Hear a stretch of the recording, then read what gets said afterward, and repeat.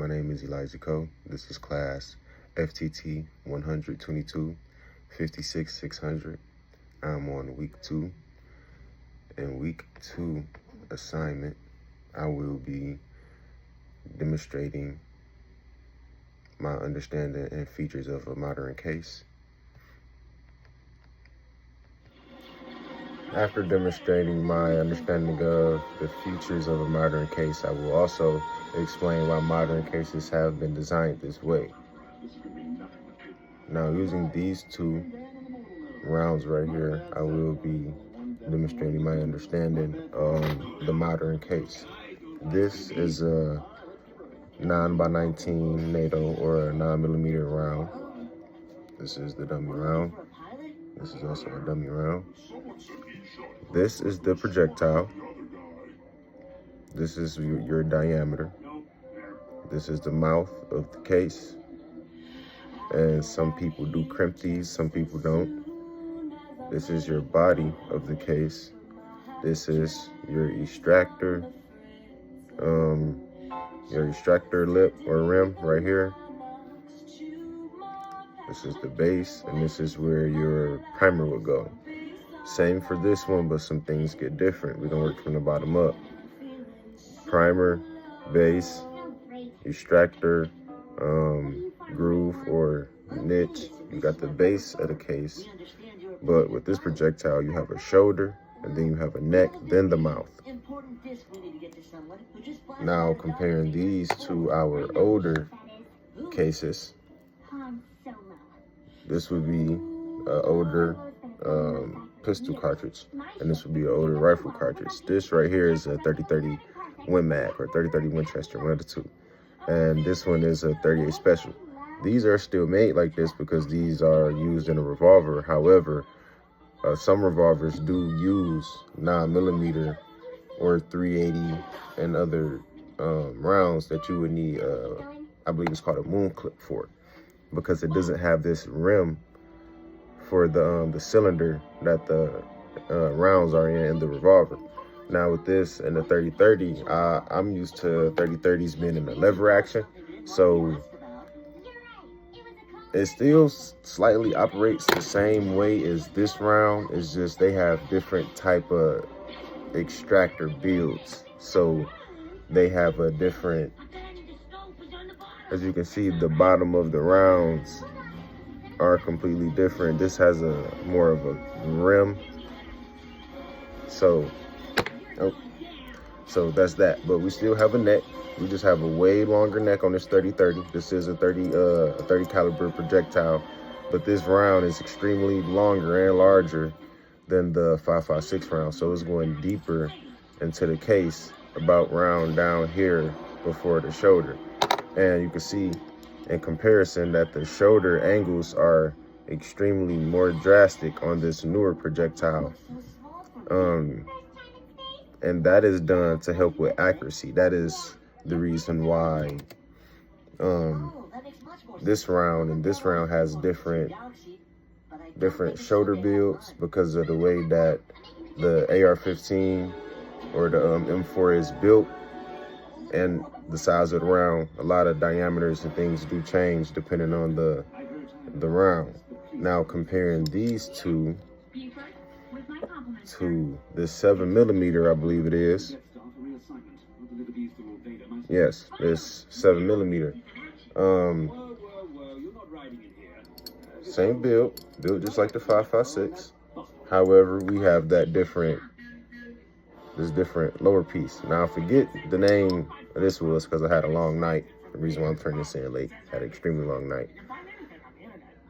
This piece is different here to deal with the levels of durability as well. I believe that these rounds are particularly commonly in built-fed firearms, so that helps with that. With modern cases, there's a lot of potential and room for upgrade. A few ways that new designs can help modern cases improve or become more advanced or higher technology would be more research into different materials and shell casings, which is already happening between shell shock technologies and different people using, now a few ways that modern ammunition can reach farther in technological areas or that they can improve would be studying more into different materials and shell casings. We already have a lot of that technology going on, which I explained in my discussion board, but that can go even farther. They can be, how can I explain this? In the world of science, a lot of things are really endless. Honestly, like, things are really endless. We don't know what direction things can go with just shell casing material. Brass is used because it's the easiest material to work under heat. Now, people have been working with steel for a long time as well, so they understand how they can manipulate steel. So we have brass, we have steel, we have people working with I want to say it's carbon fiber or polyester, some type of material of that nature. They working with cases too. And then I also spoke on shell shock technologies and what they're doing with the material that they're using.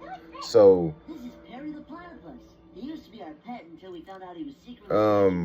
I don't really know where else to really go there for real. Like, it's already a whole world forged around the next level of innovation for cases. So the only thing that I would be able to think would be to add actual, like, I would think of to start finding a way to find what can I say?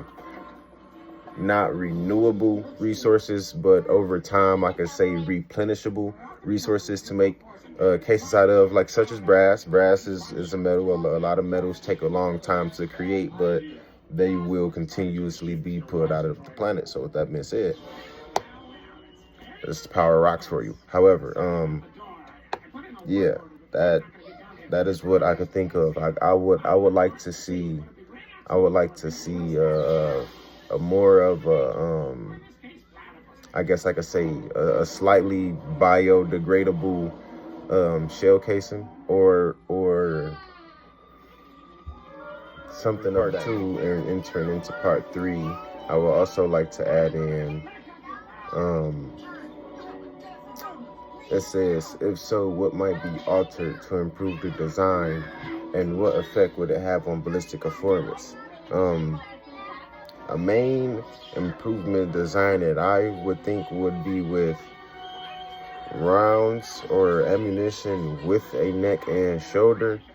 I would like to focus on the strength of the neck and the shoulder.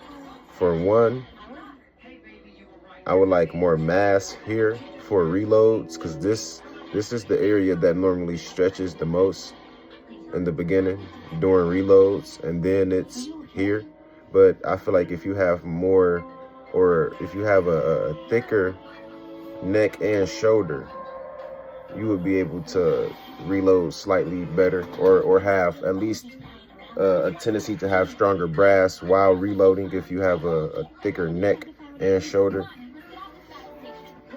as well with a thicker lower half and base, because this is between the middle and the back end is where a lot of 5.56 or 223 cases tend to rupture, from my experience, from what I've seen in the millions of videos that I watch when I'm doing what I do. 1 out of the 7 questions, I am slightly familiar with all of them, but the one that I have the most time fighting to find more information on and having the most fun learning, it would be the head space measuring. That part I am still unfamiliar with, so we're gonna go with, and all of the case types, how is head spacing measured? Now, that part I do remember reading, but it's slightly foggy there, so I'm not quite familiar with that. I have watched a lot of videos on head spacing, So I do understand the concept, but I do understand that it's different for a lot of rounds. Now, from what I can recall from head spacing has something to do with where the mouth of the case meets where either you have a groove. None of these have it, but it is a roll crimp right here. Okay, so it is a crimp right here. This is slightly crimped here. Let's see if we can get it. Okay, so you can see that's slightly crimped. Now I need to grab something to help me out here. Now I have this here. So those dotted lines is what I need to help me describe this particular situation. So, and from my understanding in head space is your head space has to deal with from the mouth of the case and where you crimp to the actual projectile and where that crimp is holding on to the projectile. So as we can see, both of these projectiles are sticking out of the case at the same measurement, roughly at the same measurement. If I can see that correctly, it's the same measurement. Slightly the same measurement. Let's see. Hold on. Okay, so these two are out of the case exactly the exact same measurement. These grooves on this projectile is what gives you your head space, I believe. So it's this area. This area, same on this projectile, same over here, where you have your crimp or your roll at on that projectile is what gives you your head space, if I'm not mistaken, if I'm understanding that correctly.